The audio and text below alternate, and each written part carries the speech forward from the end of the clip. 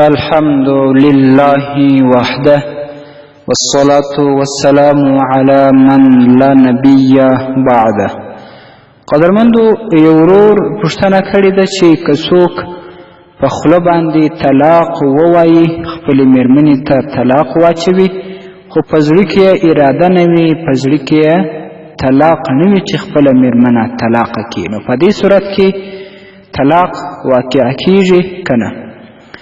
محترمه، ستاسې په جواب کې به ووایم چې فقهای کرام وایي چې څه وخت د طلاق صریح الفاظ څوک ووایي، نو په دې کې بیا د زړه ارادې ته یا هم نیت ته اعتبار نشته. نو که څوک په خوله باندې د طلاق صریح الفاظ خپلې مېرمنې ته ووایي، طلاق واقع کیږي. امام ابن نجیم المصری الحنفی رحمه الله په البحر الرایق کې وایي: والحاصل أن قولهم الصريح لا يحتاج إلى النية. هغه قول د طلاق چې کله صریح وویل سي و نیت ته هیڅ احتیاجي نه لري، اعتبار و نیت ته نشته، طلاق واقع کیږي.